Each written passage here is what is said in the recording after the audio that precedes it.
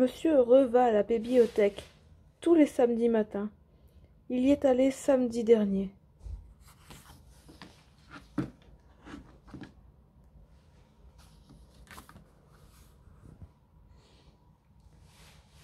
Et il y retourna aujourd'hui, car c'est un nouveau samedi.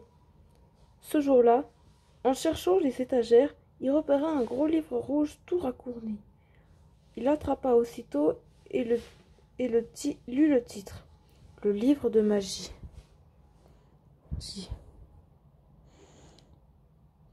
Il s'apprêtait à le remettre à sa place quand il entendit une voix gémir. « Vous n'y pensez pas, cela fait une semaine que je suis coincé là. » Monsieur Heureux fut si surpris qu'il laissa tomber le livre.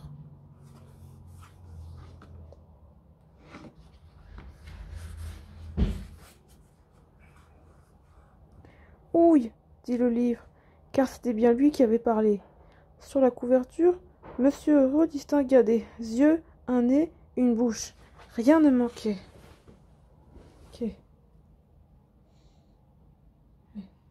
Il était tellement étonné qu'il en perdit sa langue. « Vous comprenez, se plaignit le livre. J'ai attrapé d'horribles crampes à rester coincé sur cette étagère. Enfin, comment vous appelez-vous ? Monsieur Heureux, répondit Monsieur Heureux, qui venait enfin de retrouver l'usage de la parole.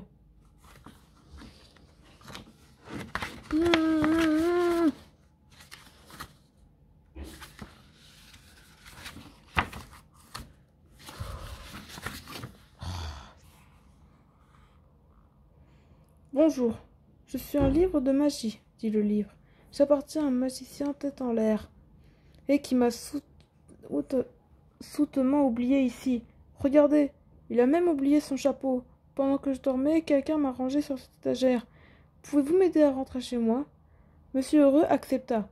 Coiffé du chapeau du magicien et le livre sous le bras, il se mit en route. Monsieur Heureux ressemblait à un vrai magicien, tu trouves pas ?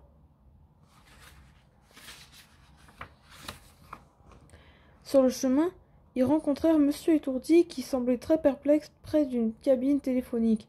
« Connaissez-vous une formule magique pour rendre la mémoire à Monsieur Étourdi ?» demanda Monsieur Heureux au livre de magie. « Bien sûr, dit le livre, en s'ouvrant à une page précise. Monsieur Heureux lut la formule et observa son ami. « Je me souviens, s'écria Monsieur Étourdi. Je dois appeler Monsieur Bavard, et j'ai oublié de fermer ma maison. Oh non, j'ai laissé le robinet de la baignoire ouvert, et je n'ai pas posté cette lettre et le lait. J'ai oublié d'en acheter, et je dois arroser mes plantes. » Monsieur Étourdi se mit à courir désespérément dans tous les sens. Il était très inquiet pour toutes les choses qu'il avait oublié de faire. Finalement, connaissez-vous une formule qui fasse tout oublier ? Demanda Monsieur Heureux au livre de magie.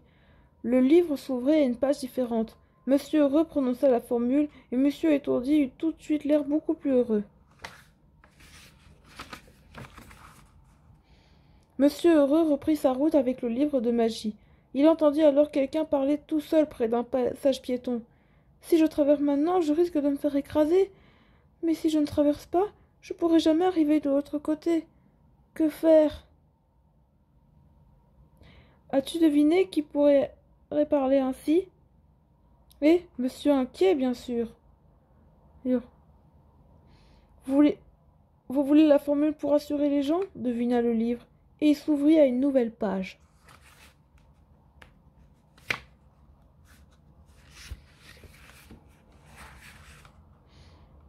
Je ne suis plus inquiet, s'écria Monsieur Inquiet. Plus de soucis, je vais juste fermer les yeux et commencer à... Poum ! Il fonça en plein dans Monsieur Malchance qui passa par là à vélo. C'était peut-être mieux avant finalement, dit Monsieur Heureux. Quelques pages du livre se tournèrent et apparut une nouvelle formule, grâce à laquelle Monsieur Inquiet redevient inquiet.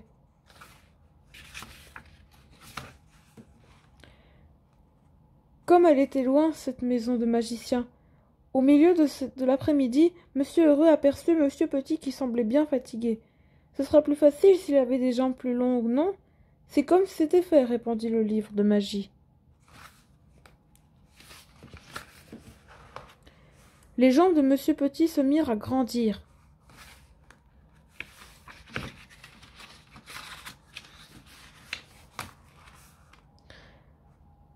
sentait si bien que Monsieur Petit continua son chemin à pas de géant. Mais bientôt il rencontra un arbre et se cogna durement la tête. Il fit de même avec un deuxième arbre. Bam, ouille et bam, ouille. Monsieur Petit faisait des grimaces de douleur. Retour aux jambes plus courts, demanda le livre. Monsieur Heureux aiguisa.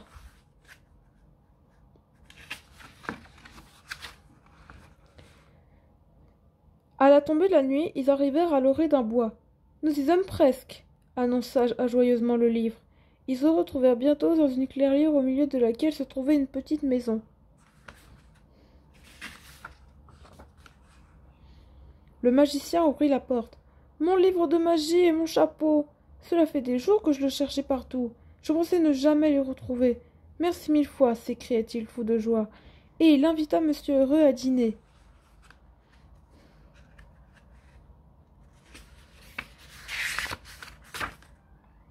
Ce fut un vrai dîner de magicien.